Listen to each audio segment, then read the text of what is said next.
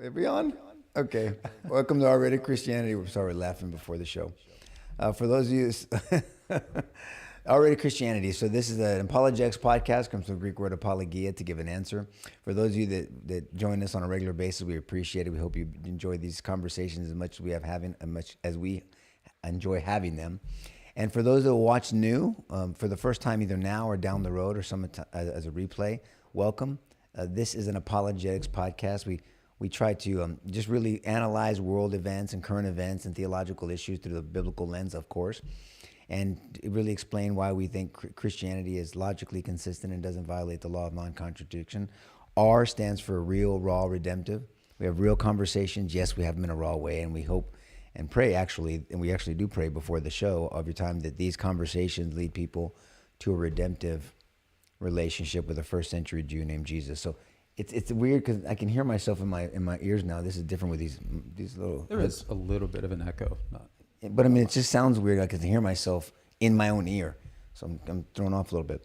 So today we're going to talk about an event that I'm not, look, you're going to hear me have a different opinion. I'm going to have to take off I never take off my Christian hat, but I'm going to look at this legally, technically. We're going to have those conversations, but then also we're going to look at this biblically, and then also in the spirit of justice and this disproportionate. I think the point that George is really going to make tonight is this disproportionate application of justice, or lack thereof, in society towards Christians. I think we're seeing a very hostile environment towards Christianity. I think that's a fair statement. We're seeing that. A disproportionate application of law to Christians versus non-Christians. And we'll talk about different other groups that are treated differently, from Antifa to BLM to pro-Palestinian riots or protests or whatever gatherings that they have, versus how Christians are treated. And we're going to specifically talk about, is this in Tennessee, right? Nashville. Nashville. Yes. Yep. Where a group of Christians were, I mean, they looked like they were blocking the door. I mean, they were blocking the door, but they were singing. I mean, it's not like they were at shanks and guns, but they were blocking an abortion clinic door, and they were tried and prosecuted and convicted, and they're facing up to 11 years in prison. And in the federal system, there's no probation after a conviction. There were 11 of them total. Right. And then 6 of them end up with felony charges that could end up in prison. They're going to hundreds of thousands of dollars in fines. Yeah, I don't know what their sentencing guidelines are. I didn't look at the statute. And the other 5 went off on misdemeanors. But in the federal system, they have sentencing guidelines, and there's not a lot of probation granted after trial, if at all. It's always before. If you do a 5K, you do a downward departure, acceptance of responsibility. There's different things that you do to get your sentence lower on the sentencing guidelines, and it's very different than each state court. Like in Texas, it's a huge difference between the federal system and the state system. When they talk about criminal justice reform, by the way, most people are talking about federal criminal justice reform, because there is very, very small possibility for some type of community supervision, probation, things of that nature. There's no deferred adjudication, but so that's a different topic for maybe a legal show. But let's jump into this. There's a video that we can see where you're seeing these people singing in front of the door. And yeah, Jeff, are you able to bring that up? Yeah, it's playing right now.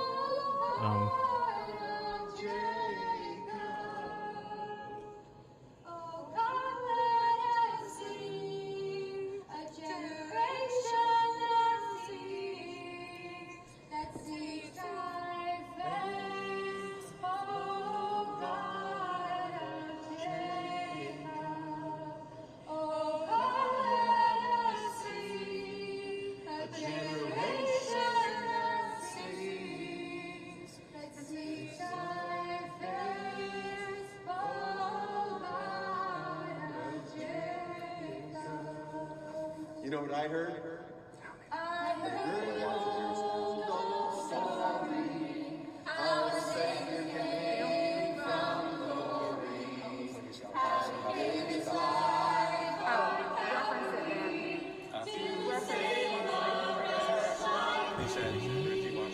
back on?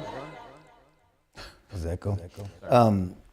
So one of the things I was laughing about before we got on the show and then we started was George made a comment and said they should have been prosecuted for their singing, not standing in front of the door. Sorry, I didn't mean to rat you out. It was just funny as shit. It made me laugh. And so that's part of the thing I was laughing about before we got on the show. But all that to be said, so your point, so look, we're going to look at technicalities versus the application of a law through authority that is being, yes, arguably, and George, you're 100% right, disproportionately applied. Now, this is not as egregious and bad as the other case against the Catholic advocate where he was across the street, not even in the building, nowhere close to the damn door, across the street with his son, and this nut job advocate or whatever volunteer for the abortion clinic runs over to him, cussing at him, and his son goes, "Hey, get away from my boy." And F U's here and there, and then so he shoved the guy, rightfully so. State police show up, PD shows up. He said, "We're not going to arrest this guy. Are you kidding me? You're yelling at this kid in his face. You came to him." No, the local prosecutor said, "I'm not prosecuting this case. This is stupid." Then the DOJ picks it up and actually indicts this dude. A year later, same MO. You're talking about Mark Houck. Yes. In Pennsylvania. Yep. Father of 7, Catholic. Acquitted by a jury. Sidewalk counselor. Yep. Had been doing it for years. And like you said. But your point, a sidewalk, not this we're dealing with here. Right. And there's an obvious door there. It's the door to the clinic. There's a woman on a wheelchair in front of the door and somebody else sitting down next to her, which seems to be blocking the door. Now, and some dude in front of the door too. It seems to me, I'm just looking at it like you are. It seems to me that obviously that access is impeded. I don't know if that's the main access. I don't know if there was another door. But that's not the best video. Well, yeah. if that's your defense video, you're screwed. I mean, you're right in front of the door, whether you like the statute or not. I mean, so that's really. That's not your point. Because the Thomas More Society, who's representing them, and they represent a lot of individual liberty cases, individual liberties and rights cases at gratis, and their statement I think is instructive. And they don't say anything about in their statement about access being impeded in any way. Notice the things that they focus on. They're saying defendants submit that the government has engaged in selective and/or vindictive prosecution motivated by an intent to punish defendants for the content of their viewpoints and their protected expressions, thus making this case an unconstitutional application of the FACE Act, which stands for Freedom of Access to Clinic Entrance, as it's been in act since 1994. So that's how they say it. And then they say, in addition, FACE itself, and I wonder if they're trying to basically put FACE itself on trial. They're going to appeal, is an unconstitutional content-based regulation of speech. The FACE Act itself, as a broad legislated act, is in the view of Thomas More, representing the defendants, an unconstitutional content-based regulation of speech. You see where he's going. It's a violation of the First Amendment. As applied, it violates the Religious Freedom Restoration Act, as well as the Free Exercise Clause of the First Amendment. And this court lacks jurisdiction because, especially after the Supreme Court's decision in Dobbs v. Jackson Women's Health, which is the case that came up and ultimately led to the overthrowing of Roe last year, FACE is an invalid exercise of Congress's Commerce Clause authority. Interesting. So to me, this seems like, I mean, that's the first time I've heard that statement. Yeah. To me, it sounds like they weren't even trying to contest the facts based off the elements in the statute, and I haven't read the statute, but they were going towards the constitutionality of the statute in just in general, that they're going straight for because they didn't even say they didn't do it. They're talking about selective prosecution, unconstitutional. Well, here's where they get to the violation. Here's the only thing I saw in the statement. You tell me if you can weed through this. The filing also points out that the DOJ hauled Paul Vaughn. This is the video that we're going to see of armed guards at the door, knocking on the door. The woman, his wife, is basically taping him as I guess he's escorted out to a vehicle. Vaughn is one of the six. Is he the guy sitting under the six defendants? The handle? Yeah, I don't know which one that he was. That guy under the handle. But the filing from the department or from the Thomas More Society says, quote, that those six and or Vaughn and 10 other defendants, were hauled into court for a single alleged nonviolent violation of the FACE Act, with over 170 uncharged incidents of destruction and vandalism at pro-life centers and churches across the country. So they do recognize that there's a nonviolent violation, allegedly. And that may be the fact that they were simply sitting there in front of a door. Does the FACE Act have an element in there that has to be violent, or just any obstruction at all? Well, no, I don't think the FACE Act requires that it be violent. But I'm curious about the term block. I mean, they're just sitting there. That's kind of broad. Am I blocking with the clear intent to impede access? You know, where I'm standing there, keeping from coming in? Or am I simply sitting there where I could argue, hey man, there's 11 of us. It's not exactly a large room. I sat where it was available. So no, that's a bullshit defense. No, that's not your defense. It's a woman in a wheelchair. That's all I'm saying. Well, roll her out of the way. I mean, look. I'm saying. No, I'm just. Roll her where? On top what do you mean? Who? That was a hallway. Look, I'm just trying to call balls and strikes. That wasn't the. I mean, well, I mean, she's in. I mean, the video that I saw. Take your base. She's in. She's. Last time I checked, they're she's in the hallway. Some activity. Hey, can you protest from the hallway behind closed doors? Yeah, of course you do. Where we don't see you. And but look, I mean, the reality is this: the statute says what it says. Yep. And impeding. I mean, there's no way you're getting into that door without physically moving bodies if they don't want to move. That is so. True. That's I mean, I guess that's. Sure, there's the definition of impeding. I'm curious if it's with violence or not. Because look, the practical reality is this: hey guys, move. No, get him out of the way, please. Give him a criminal trespass warning. Okay, and then arrest them for criminal trespass. They don't move, or get cops there to move it. It's a little inconvenience, but really, this is not. Is that the spirit of the law? What it meant? That's why I'm asking: is there a violent element to the FACE Act? I mean, 11 years. I would have made it a misdemeanor. Participated in the Summer of Love. Yeah, I would have made it a misdemeanor. I just spoke too soon. This is too important because I think I think you're right. I think this is ultimately going to come down to this issue. In 1994, the federal government enacted FACE. Okay. It prohibits intentional property damage and the use of, quote, force or threat or of force or physical obstruction to, quote, injure, intimidate, or interfere with someone entering a healthcare facility. Interfere, that's where they're going to get caught. But I saw force in there a lot. And so I'm but see that interfere, it's like that catch-all. And notice is the last one. Right. And so I think where Thomas More is going to argue is, and I think that I hope that they're trying to force a second look at FACE itself. That's what I hope. They're going to appeal this. They've already indicated they will, and I hope it actually goes up. I'm curious what their defense was. And it's evaluated on its merits. It seems too broad to me. So I mean, it seems to significantly and broadly impede someone from expressing their views, maybe their religious convictions, and it seems these people have a right to do that. So I don't know. So where can they protest? I mean, they have to be visible, otherwise it's not an effective protest. I mean, you can protest, you just got to be in your living room.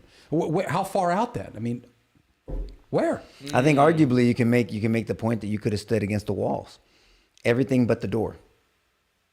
Everything but the door in the hallways. I mean, in the middle where you're impeded or interfering with moving in. Well, but regardless, look, I mean, to your point, George. That's where this is going to go, though. Whenever these people have these die-ins or these whatever, and they obstruct, there's a lot of, and again, this is not your defense to this charge, but there's a lot of disproportionate application of prosecutorial laws. I mean, obviously. I mean, look at this guy in Mississippi. I sent it to you guys earlier.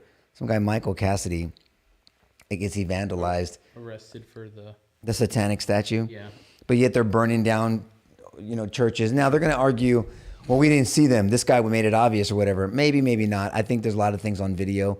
Look, I think it's apparent, that this DOJ is hostile to not only conservatives but to Christians. Yeah. I mean, look, and if we took our time and didn't they infiltrate the Catholic Church? Well, let's go back Weren't they like trying to spy on the Catholic Church to make sure they were behaving themselves? Yeah, that's correct. That's correct. Now, I don't know that actually became a ground level operation. I think it was stopped in its tracks, and I think FBI was embarrassed enough that they actually yanked the memo. I don't know that it ever became an operation, but it does give you a clue as to the intent. Yep. Right, going on Department of Justice, which is just completely outrageous in a free society. But I want to go back to Mark Houck because it's interesting that I think he's been particularly effective. He has now sued the guy from Pennsylvania. He sued the Department of Justice. Good. So he went to trial. Yeah. He was found not guilty of violating 2 counts of the FACE Act. And at that time, he threw out a bunch of really pertinent stats. And I think they're really doing some good work. Go to catholicvote.org. And they've actually gone back and looked at the statistics on prosecution to show that there in fact is a selective prosecution of actors who seem to have a Christian or pro-life bend because of Christian convictions, relative to individuals who are bombing pregnancy centers and conducting attacks on churches.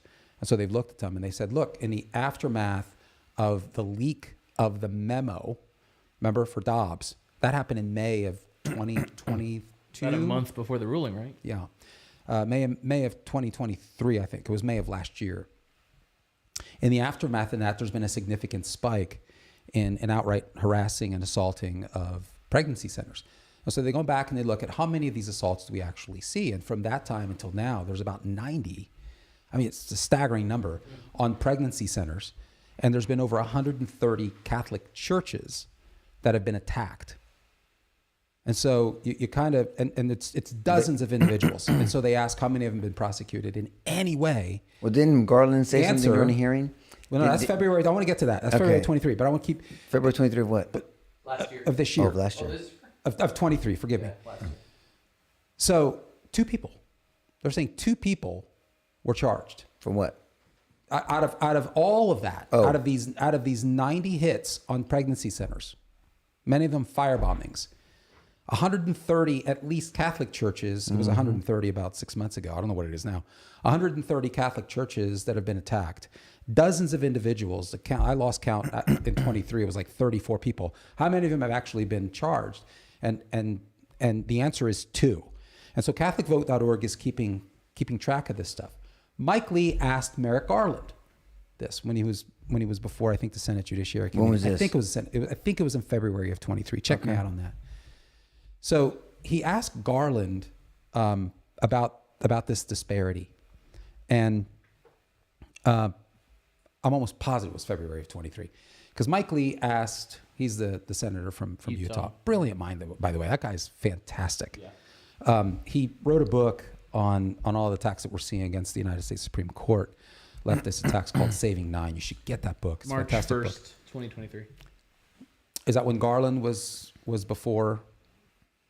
It just says that it was Attorney Congress? General Merrick Garland faces grilling on March 1st. Senator Lee leads 68 colleagues in letter demanding Department of Justice. Sorry. Okay, but that's the March letter. March. When did he actually right, appear? So then it would have been probably right before February 20th. All of this to say that during that exchange, he said, "What's with the disparity?" And Garland said, "Well, the reason is because the attacks happen at night." Nighttime, yeah. And so he explained his rationale. And he says, "Well, see, what happens is that whenever you have these pro-lifers, or when you have these attacks on violations of the FACE Act at abortion clinics, this is in broad daylight, and someone almost always has a phone and it's recorded, and so we can clearly see what's going on. But when you actually have these pregnancy center attacks, and when you have attacks on churches, these things happen at night, so it takes us a lot longer. I mean, it's much more ambiguous. We don't know." And what I thought was interesting, that sounds believable. I wanted to ask what you thought about that. I'm always inclined to think that Merrick Garland is trafficking in some level of bullshit, so I'm just really skeptical. But it sounds like there's some credibility to that. I'd like you to weigh in on it. But what I was alarmed by, I would never say that as a prosecutor. What I was frustrated by is that he lumped clearly criminal acts with protests that are arguably protected by the First Amendment. That's what I didn't like. What part is protected? Not this. Not our example, right? He went after Mark Houck. Well, Mark Houck's a different ballgame. I guess what I'm saying is, I wonder if you introduce the element of force, if in fact this wasn't also an example of the government overreaching. Because I know you said interfere, and that kind of makes it broad, but is it just interfering, or is it forceful interference? Well, is it a forceful impeding of access? Right. Because if force is required, then you got to be kidding. Well, that's the first thing that came to my mind. Yeah. Force makes a difference. And Yeah. it would make sense that force would be a requirement or one of the elements. And it didn't occur to me that force was required at first, but then I mean, what's the difference between act, criminal trespass and burglary of habitation? Force. What's the difference between theft and robbery? Force. All robbery is a theft with force. So if I walk out of an HEB with items, that's theft. Whatever the value is will depend on what kind of charge I get. But if I'm walking out of HEB with those same values and someone says, "Hey, Stop, that's not yours. And I kick him in the shin. That's a robbery now, second-degree felony. So it went from a Class A misdemeanor, arguably, depending on how much you're taking out, to a second-degree felony, 2 to 20 years in prison, up to 10 years probation, up to $10,000 fine. In Texas, every state's a little different. All I'm saying is force is a big deal.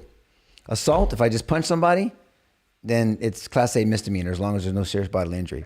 I stab somebody, it makes a difference in the world. Now it's second-degree felony, aggravated assault. So you sing a hymn outside of a building, you get 11 years. You commit robbery, you possibly get 2 to 20. Well, one's a federal statute, one's a Texas state statute. It's more than that. You've got vandals that are destroying property. But do they know who they are? They haven't prosecuted anybody. Do they know who they are? Do they know who they are and not prosecute? That's a big difference. Or are they suspects because they don't? I don't know that information. Well, that's a huge fact. I mean, and I don't like Merrick Garland. I think he's full of shit. But that's a different topic. I'm just saying his point about I would never say that as a prosecutor.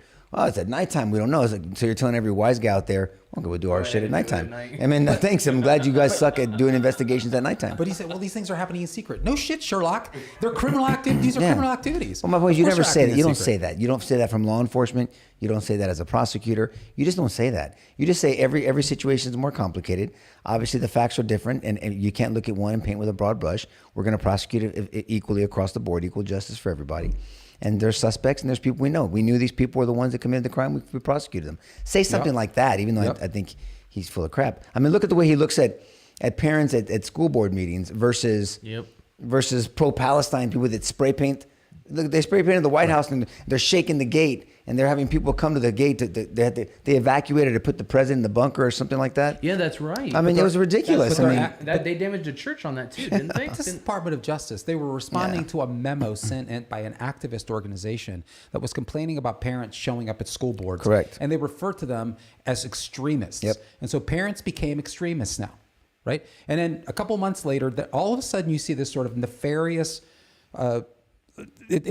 conspiratorial network, it seems to me, between activist organizations, politicos in Washington, institutions like or bureaucracies like the Department of Justice. There just seems to be this really great coordination. Not so great, but it's well coordinated. And now everything's sort of falling under. And we talked about this 2 or 3 weeks ago. We were talking about white nationalism. These white nationalists, these white supremacists. So everybody's a white supremacist. If you disagree with the government narrative and you do it on religious grounds, if you are a Christian who doesn't think it's a good idea to bury your faith, under your mattress at home, and actually get out into the public square and defend your faith in the public square and talk about the intersection of faith and government and policy, then you're a white supremacist. Right.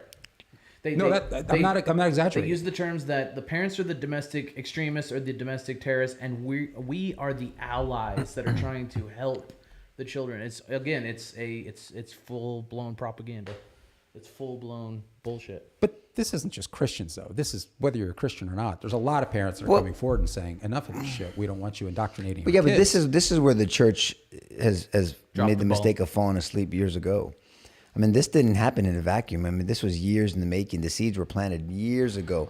And all these damn pastors out there were just, I don't want to be political. And we're going to stick to preaching the gospel, but then only selective parts of it. Because if it's political, all of a sudden something is deemed political. I mean, look, I don't want to call anybody out right now, not on this, but there's pastors locally that, years ago they're preaching on biblical marriage. And then later on they apologize for it. And they're saying they're sorry about it. It's disgusting to me. Preach the gospel in season. We're talking about that in men's Bible study, right? And so preach the gospel in season and out of season. Correct, encourage, or rebuke. That's it. Period. I mean, and it's not a one size fits all. But when it's popular, when it's not popular, when you're talking, there's a lot of people, pastors especially, that they're all brimstone. They're just fired up when they're talking to a pep squad. They're talking to fellow Christians. But then crickets, if they get outside, and you have to know your audience. And so the message should be the same, but be just as passionate no matter where you go, in season and out of season. And we're not seeing that. We're seeing the effects of it. We're seeing the consequences of the church not training up, as 2 Timothy 4:8 talks about, for righteousness and being able to defend your faith. We're seeing the difference of that because I think, as you and I always say, George, is we have a faith problem in the church. I don't think people believe what they say they believe. I think we do, but we also have an ignorance problem. This is a huge misconception. It gets back to Romans 13, remember verses 1 through 7, that the idea that our mandate to express our faith in the public square basically ends where government action begins. And that's bullshit. Romans 13 says no such thing. In other words, the government can do whatever it would do. It can do whatever it wants to do. It was instituted by God. And we just kind of sit here and take it in the ass. And that's just simply not the premise behind Romans 13, verses 1 through 7. I mean, we have responsibilities as citizens. We've talked about Matthew 22 many times. Where This is the famous expression by Jesus when he was talking to the Pharisees and the Jewish priestly caste. He was in the middle of an attempted entrapment by them. And he says, hey, render to Caesar what is Caesar's and render to God what is God's. What's he saying? Well, the Christian is supposed to render appropriate service and obedience to the government. That's Matthew. As long as it doesn't paying conflict. taxes doesn't violate God's commandment. Right. That's what Matthew 22:21. Fair enough. And I think what people are asking is legitimately is what does that mean in practical terms then? And I think, kind of like the Gospels are the facts of Jesus's life, but the epistles are an explanation of Jesus's life. So what does this mean in practical terms? If you go to Romans 13, 1-7, and its sister verse or passage, which is in 1 Peter chapter 2, verses 13 through 17, you see that the Christian is to appropriately submit to civil government, civil authorities, in the very same way that they would submit to other institutions of God, like the family or the church. But what does that mean in terms of government? Well, submission to governments is not absolute. We always bring up Acts 5:29, which is a legitimate expression of civil disobedience. Our allegiance to God is supreme. That's ultimately what our allegiance is to. So Romans 13, I just want to clarify this once and for all. And I say that jokingly because I know it's not once and for all. But Romans chapter 13, verses 1 through 7, particularly verse 5, which seems to be, and Jeff, I don't know if you can bring that up for people while we're talking about it. We're supposed to obey, Nico's civil authorities in order to avoid anarchy and chaos. If you look at what the government is instituted by God to do, it's to keep society from going to hell in a handbasket. In other words, the government is a tool in God's hands to defend against anarchy. God can't stand disorder. He is a God of order. He doesn't want anarchy. And I think the premise there is that as bad as things may get in society, nothing is quite as bad as complete anarchy. Yeah. And so the government serves some legitimate function, and God is behind that function insofar as the government is preventing anarchy and chaos. But I've got a question, and the question is, what happens if the government, and this gets back to our Declaration of Independence, this is the argument of the founders in the Declaration, what happens if the government is actually contributing, leading the effort of anarchy and chaos? What if the government is actually breaking its own law with impunity? What happens then? And what I would argue, and I think this gets behind the just war theory, and if you want to understand that in depth, I've mentioned Mark David Hall, Dr. Mark David Hall, who does some great work on this. I would argue at some point, if the government becomes in the net, the leading cause of anarchy and chaos in the country, then those free people are no longer under the obligation to just sit on their ass and keep taking it. That is what the founders argued. No, this isn't some veiled call to civil war. I'm just saying this is what the context of Romans chapter 13, verses 1 through 7 is. It assumes that the government is there to impede anarchy and chaos. And the legitimacy of the government as instituted by God hinges on that. As soon as the government becomes the chief usher of those things, we got a problem. Well, and a lot of Christians try to use Romans 13 to say, hey, whatever the government says, you just do. And there is civil disobedience. I mean, when it's appropriate, and we look at the biblical aspect of it. You brought up Paul in Acts when they said, don't preach the gospel. And he said, go piss on yourself. I'm preaching the gospel. That's right. You're asking me to do something that is directly in violation of my Peter marching and John orders. In Acts chapter 4. 100%. Yeah. Romans 28:19, go to all nations, making disciples of all men, teaching them to obey all that I've commanded. Matthew 28. What'd I say? Romans. Sorry, you said Romans, so I stuck on that. Matthew 28:19, of course. And so that's the marching order. And when you say don't do it, they're going to say, sorry, we're going to do it. You go to Shadrach, Meshach, and Abednego and Daniel, and they said, bow down to this king. And he's like, no, I'm not going to worship this God. I'm not going to worship your God. That's right. And then I always, I do a talk on these. George, we teach on the even if faith. We know our God can save us, but even if he doesn't, we're still not going to bow down to your God, your fake God. And then we know what happens to that. And there's a fourth person in the fire. We know it was Christ. And then they've changed the hearts of all the kings because they showed courage and loyalty to God and to our home country in heaven. So those are examples of biblical civil disobedience because what they were asking to do would bring disorder to their obligation to God first. Now, that doesn't mean that we're not a bunch of anarchists, and Christians shouldn't be advocating to not follow structure and order when the government brings that, because overall the government is instituted to bring order to a society, as you stated earlier. But there are examples where, like when these churches were being shut down, I mean, so many churches just fell in line. That's right. And said, shit, I'm going to fall in line. I guess so. I got to go along to get along. I mean, look, the church should be playing for an audience of one. Yeah. Considering their audience outside that one, which is the rest of us. And not pissing away time. So we have by no means exhausted all the political levers at our disposal in this country.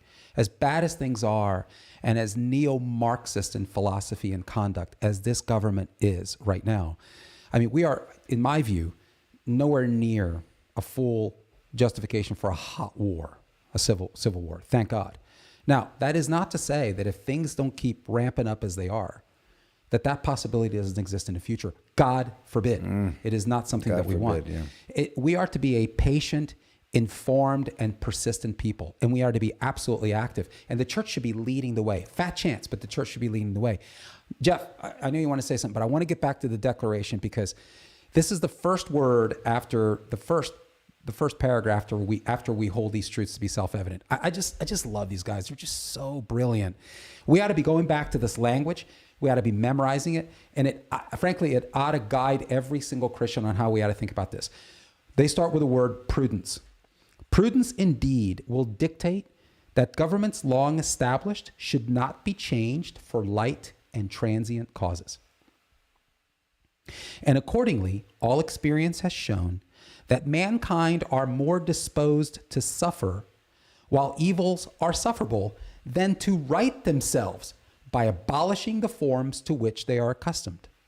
But, and that's the point, in the declaration they have reached a fork in the road, hence the but when a long train of abuses and usurpations, pursuing invariably the same object, evinces a design to reduce those men, those citizens, those people, under absolute despotism, it is their right, it is their duty to throw off such government and to provide new guards for their future security. And they say, such has been the patient, and that's a key word, such has been the patient sufferance of these colonies, and such is now the necessity which constrains them to alter their former systems of government. The history of the present King of Great Britain is a history of repeated injuries and usurpations, all having in direct object the establishment of an absolute tyranny over these states. To prove this, let facts be submitted to a candid world. And in a declaration, we have like a list of 27 to 30 grievances, and they're grotesque. And so we got to be patient. We have to use every political lever at our disposal. We have to try to reason with people. We have to vote, get our asses off our couches, get out and actually informatively vote. I mean, we need to be active. So I don't want to hear a damn thing about civil war, especially from believers, until we have done everything we possibly can to be responsible with the privileges and the rights and responsibilities that God has given us. I mean, some of these people talk about civil war and they don't even go to the school board meeting. They don't want to vote. They don't want to try to persuade people. They don't want to post things. They don't want to engage in conversation and try to convince people otherwise. They don't want to do anything, but they want to talk about not all of them. There's just a small portion. I don't think that's the norm, George, and nor do I think that's what you're saying. No. But we have got to get off our ass. But it starts with the church. The church has to model it. A pastor should model bold defense of biblical principles. Mm-hmm. Now, if those biblical principles and advocacy that we make happen to be quote unquote political under today's standards, so be it. There are things that weren't political 20 years ago. Gender wasn't political. Marriage wasn't political. It wasn't exactly a controversy. I mean, nothing was. I mean, hardly anything was. These things weren't political back then. You had your opinion, you had this. I mean, there's video of Joe Biden in 2008 saying, what are we talking about? They were asking about gay marriage. He said, look, there's a Defense of Marriage Act. It's been established for a long time. I can't believe you're talking about this. And he gets agitated. Barack Obama and I neither support. Yeah, he makes a comment like that. Right. So all I'm saying is, what changed? So what's political now, and this is why pastors fell for this shit, is not political. God's not thinking, oh, that's a political party. He didn't give a shit about Democrat, Republican per se. He cares about who is going to advocate for the politics of heaven. Period. End of story. And justice from heaven, and the principles of heaven, and the definitions of heaven. And that's what we're called to do when Matthew 28:19 tells us to go out and to convince people and to persuade in season and out of season. You bring all these different passages together, and the mindset of the Christian is you're not supposed to be a closet Christian. Yeah. And you're not supposed to keep it to yourself. This is not I found a shiny rock or this diamond, I'm going to keep it to myself. That's not Christianity. It's just not, by definition. What up? Jeff's over here. He's pregnant with something profound, and it's got gas. I just pulled up this verse, 1 Samuel 15. Y'all know the famous passage. Saul's supposed to go wipe out the Amalekites in judgment. He's acting on God's behalf, and he's supposed to wipe everything out and not spare anything. And we know the famous story. He comes back with his tail between his legs because he spared the king, he spared livestock, all this other stuff. And he gets confronted by the prophet, and what does Saul say to him? I violated the Lord's command and your instructions. I was afraid of men, or I was afraid of the people, and so I gave in to them. Yeah. And I think that's really poignant. Today's churches are full of people that fear man, and they don't want to honor God's command. Yeah, look, and we, you already know where I'm going with this. In the men's Bible study, I often bring up to the guys, I go, look, the 11th commandment is, don't be a dick, So don't go out of your way to be difficult, but don't be a coward either. Don't be a coward. I mean, so you don't want to be difficult, but you're not trying to go along to get along either. Just speak the truth in love, Ephesians 4:15. Do it courageously, 2 Timothy 1:7. And you're going to answer to God. Know that you're going to take some stuff for it. It's going to happen. When troubles come in, tribulation, in this world, you will have trouble, right? John 16:33. It's just the way it is. But if we're persuaded, and we taught on this the last 2 weeks, and I mentioned it at Refuge Church. I was honored that Pastor David Cameron asked me to share my testimony of forgiveness this last Sunday. He's doing a great job over there. Is that online? Can someone look that up on YouTube? It's on my Facebook. I think. It's on your Facebook. Yeah, Brian. Thank God Brian was there, a friend of mine, and because they didn't, their church is not opening until May 5th. Okay. So they're kind of like gypsies, they're moving around, and they don't do live stream. But Brian was there, and he recorded it and posted it on my Facebook. But all that to say is 2 Timothy 3:14. We talked about it, and so Paul is teaching in 2 Timothy. He's writing, and everything's going to hell in a handbasket. It's last days, perilous times. Everything looks like shit. And he says, and everyone's doing all this crap.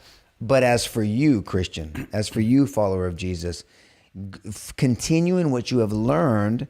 And the second part is absolutely critical, and what you've been convinced of. So it's not enough to learn something. It's learn it, but be convinced of it. Yeah. And then when you're learned something and you're convinced of it, then you can go through some of these hard times.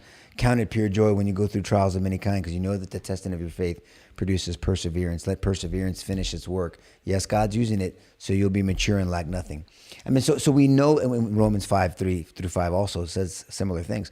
All I'm saying is we have to be convinced of this, or else we cannot advocate in arenas that are difficult. Yes. I mean, look, we are getting closer and closer to a time in the United States and we're seeing it. I think that's the point of the show and what you were trying to make earlier, is there's going to be a persecution for standing for Jesus. There is. And we're here. I was thinking about, as you were talking, by the time you get to 2 Timothy chapter 3, you have a complete breakdown of society. Right. In and out of the church. My sister Sandra is with us tonight. Welcome, sis. We were driving here, and I was telling her there's such a thing as the theology of politics. It's actually a discipline in theology that's, I think, in most seminaries entirely avoided, because I think it's just way too uncomfortable. Can't have that. But if you go to a real theology school, you should address the theology of politics, and you start talking about something called the sphere sovereignty. In God's created order, there are spheres or sectors of life. And those main spheres are family, church, and civil government. And so these are obviously distinct societal institutions, and they each have their own distinct responsibilities and authorities. Somebody was and talking functions. about that. Who was talking about that? Sphere sovereignty This theory? is taught, you're saying, in certain schools, Yeah, right? it's called Okay, maybe sphere- that's why I saw a video It's on it. called sphere sovereignty. And I think there's a lot of merit to it. And so Church, government and church, home. yeah, family, Family, church, that's right. and government. Okay. And so each of those spheres is sovereign, and it has its own authority and structure and function. However, you're going to have intervention by one sphere into another if one of those spheres fails to fulfill its obligations. And that's why I always say it's got to start at home. It's got to start in your family. Oh, yeah. Stop bitching about the government. If you're not managing your family well, It's irrelevant. if you're not being responsible, what's scriptural and the language of the founders, if you're not being a good steward, a responsible manager of the things with which you've been entrusted, if that family breaks down, you're going to see a reflection of that in the church. The church is a group of people. Hopefully they're doing family life in a good and godly way, in a biblical way. When you start seeing the erosion of those spheres, you're going to see a hyper bloated government step in to compensate. And they're not, at some point, they're not going to ask permission. And they won't just tell you what to do, they will own you. And this is the story of tyrannical governments. And we have the entire 20th century.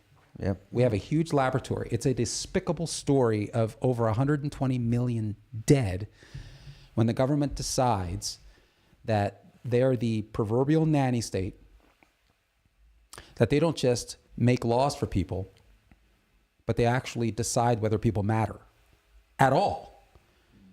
And so rights go away because people don't take responsibility for their actions. Rights go away, and with it go freedoms and liberties. And just so we distinguish between the two, the founders called, if you read the Declaration of Independence, life, liberty, the pursuit of happiness, those are natural rights. They are inherent rights by the Creator because they're part of human nature, natura. So they're inherent to you as a human being, part of what it means to be a human being. It doesn't do a damn good to have those rights if you aren't able to exercise them. That's why you need freedom and liberty. But you have to be a responsible steward. You've got to be informed. You've got to be a virtuous person, or you're going to mis-exercise them. You're going to hurt people with your rights. Now, if you're a good and godly person, if you care about yourself and you care about your neighbor, you're going to be less inclined to do that. That's why there's such a thing as internal restraints and external restraints. And this nation was built on the assumption, what did Madison call it? The great experiment, or right? That this country is basically an experiment, and in the Federalist Papers, and because he knows that we have enormous capacity for depravity. But if we are internally restrained, if we are a moral people, and this is really the story of Christianity. Christ Jesus died for my sins. He comes to live in me by virtue of his Spirit, right? I am no longer hostile to the things of God. I want to please him. And so now I've been made alive in Christ. And so I want to honor him, and I want to care for myself, and I want to care for my neighbor. So that's an internal, the whole story of Christianity really speaks to an internal restraint. I want to read I think you were alluding to Madison's quote. It says, if men were angels, no government would be necessary. All right, think about that. If men were angels, no government would be necessary. If angels were to govern men, neither internal or external controls on the government would be needed. Translation, we suck and government suck. And that's the balance, right? And that's why people have to look up for their answers. And that's why our founding fathers wanted two things you and I talk about all the time. They wanted virtuous population, yes, and they want an educated population. Because if you're educated, you're not easy to be persuaded or duped by the government or by anybody else. And if you're virtuous, they don't have to step in like Big Brother to play daddy and say, or mommy, and say, hey, you guys can't play nice. I'm stepping in. Yes. So virtue and education was critical. And that's a famous quote. I mean, James Madison, that experiment was right. And their conscience was the most important of their civil rights. Your conscience is dictated and influenced by your morals, your moral compass, the way you look at your neighbor and the world and your purpose and your definitions. We talk about definitions of right and wrong, good and evil. That comes down to your moral compass. I mean, you know, the atheist has a moral compass. They just make up their own. That's right. So everybody's making up rules. The Christian says, I'm not making up the rules. God is. The atheist says, hey, I'm not okay with your rules, but I'm okay with rules as long as I make them up. And I would have to say that that's, if I was to pick one thing that's really the issue for that's sort of bringing about the degradation of American society right now, is because we're seeing a flipping of the experiment, where for 240 years, we've basically had a people that were capable of governing themselves. We had a people that were invested in the notion of internal restraints. And now what we're seeing is that it's every man for himself. You can do whatever the hell you want to do. We're drunk on self-gratification. We are increasingly secularized. We have people that are still saying they're spiritual, but they're not Christian. They're certainly not Bible-believing Christians. They don't know what that means. We have a increasingly smaller, I know that sounds like a contradictory statement, but it isn't. But it's a smaller and smaller number of people inside the church that know anything about the basics of biblical doctrine inside the church. And so the church itself is proving inefficacious in pushing back, because we don't have anything to push back with. We don't know what we believe. And so what we're seeing is less and less internal restraints and more external restraints. We're seeing a government grow in power and a people that are less and less able to accept responsibility for their own actions. And they don't even feel responsible to their neighbor anymore. Look, it's gonna get worse before it gets better. That's just a reality. That's not doom and gloom. But I think this should be someone needs to truly, I think everybody should study, not just read, you know, Matthew 5, half of 9 all the way down to 12. I'll read it because no one wants to hear it, but it's true. It's the Beatitudes. Yeah, but this is a portion of it. This is the one that, I mean, it's right before salt and light. But blessed are those who are persecuted because of righteousness, for theirs is the kingdom of heaven. That's a kingdom-minded perspective. You may be persecuted for doing what's right. God's definition of righteousness here, but for yours is the kingdom of heaven. If the Lord leaves us on this earth for 90 years, and I don't know if I want more than that, but whatever, 90 is a good year for me, a good age for me. But we have eternity waiting for us. I mean, if we truly believe, do you really believe you have eternity waiting for you? Yes. That's what I'm saying. The fall. Then verse 11. Blessed are you when people insult you, 1, persecute you, 2, and falsely say all kinds of evil against you because of me. I stand with Jesus, and I'm going to take some shit for it. I mean, that's just the bottom line. He took a lot. He hung for us, as I always say, but we can't stand for him. It's not a good trade-off. 12, rejoice. If all that happens to you, rejoice and be glad. I'm working on the glad part because I've had all that crap happen to me. Rejoice and be glad, because great is your reward in heaven. For in the same way they persecuted the prophets who were before you. So he's elevating you to the level of a prophet because you're standing and speaking for God, not directly, but I'm just saying for his principles and for his word. And he's saying rejoice and be glad. So he's given us hope, but he's saying this because he knows that when you stand for righteousness and when you stand for Christ, you're going to go through some shit. Bottom line, he went through it all for us. I mean, we always talk about grace is free, but it wasn't cheap. I mean, he bankrupted heaven for us. And when you study the murder of Jesus Christ and what he went through and the ridicule and the humiliation, everything, the way he humbled himself for us and what he actually experienced, I mean, that just persuades me. I mean, I hope it would persuade. But do people really believe that? That's the question. Or is it just, I've always been told that. I think I believe it. I don't know why I believe it. And we have a faith problem in the church. Well, we're going to look at conduct. If you really believe something, then your life will start to reflect what you believe. That's why it ultimately comes back to personal responsibility. And I would just say, Nico, so that's the charge from Christ.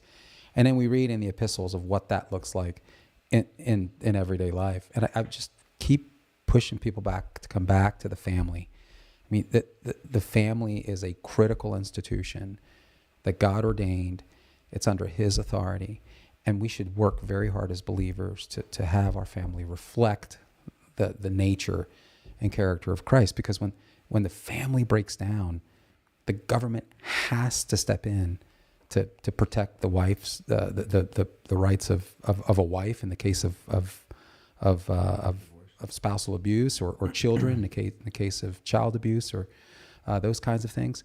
Are we conducting ourselves in a way that says we don't need government? Or are we conducting ourselves in a way that says we need more and more government? Do we really need a nanny? And I'm just saying our futures, it kind of impinges on the answer to that question. So I think that the body of Christ has a responsibility to lead here by example. Yeah, but truly. They're not, you train up. We got 2 Timothy 4:8. Training, physical training is good for most things, but spiritual training in righteousness is good for all things. And we don't do that. We don't look at it like that. We don't look at this as a royal rumble, as a battle, as a war, meaning a war of the mind. We've been in a civil war of ideas for decades now. And it's finally just like a pimple, just busted open now. It's come to a head, and it's busted open now. There was a time when the government of the United States used to work hand in glove with the church, and would recognize the church's sovereignty in spiritual and moral matters. And the church found itself worthy of that. And if you look at the state of the church today, Billy Graham wouldn't have been even close to as successful as he was today in today's society. No. Well, look, there's a lot to talk about this. We talk about this often. I think a good appropriate way to end is back in Matthew 5, the Beatitudes, but down to verse 14, I read 9 to 12. And this applies to all of us. And Jesus is giving us this instruction. You are the light of the world. A town built on a hill cannot be hidden. Neither do people light a lamp and put it under a table. So don't be a closet Christian, right? Don't ask, don't tell. Instead, they put it on its stand and gives it light to everyone in the house. In the same way, let your light shine before others, that they may see your good deeds, not for you, and that's glorify your Father in heaven. It's all about King Jesus. We are a reflection of our leadership. Yeah. So there's also the Luke 6:26, the contrast of taking your licks for Jesus is, hey, be weary when all men speak well of you. For the ancestors did the same thing to the false prophets. Mm-hmm. So if you have everyone, talking you up and hyping you up as a Christian and saying you're awesome and everything you say is right, you might want to be a little careful. Well, look, if you don't, and I'm gonna use this as a metaphor. If you don't have any scars for heaven, then maybe you're not standing. Yeah. You're underneath. You're not that lamp underneath instead of your hidden light instead of on top where everybody can see you. And that's not a guilt statement or shame. That's just a reflection. In this new year, in this new calendar year, pray about it. How can you be a little bit more open? How can you express your faith more? How can you fulfill Matthew 28:19 and try to convince people and persuade people, not impose? We're going to have to talk about that Andy Stanley video next time or some other time. That guy drives me insane. Oh. But there's nothing about Christianity that imposes anything. It's persuade. We're called to persuade. Even Jesus in Revelations 3:15 to 20, he's knocking on the door in Laodicea when he's talking to Laodicea. He's not kicking it open. And he's giving you a choice. And that means you choose. And if you open the door to me, then I'll come in and dine with you. And that's an intimacy. I wonder what Andy would say when Jesus condemned Tyre and Sidon. We'll get into Andy. We don't want to talk about Andy right now. It's already almost 9:40, guys. Thanks for joining us. We appreciate you. Hope these conversations help you. Share this with someone you think might benefit from it. A lot of things coming up, and hopefully in the near future, maybe by the summer, with expanding the podcast and expanding the ministry, and hopefully wrapping up that book sometime in April, and then seeing what the Lord has planned for us this year. We have some plans. We're talking to brothers who support this and has walked with us in our men's Bible study for years. And then we'll just trust the Lord to do what he wants. We're his servant. And so whether it's 20 people, 2,000 people, or 20 million, we're going to be the same and try to be obedient the whole way. So God bless you guys. Have a wonderful weekend.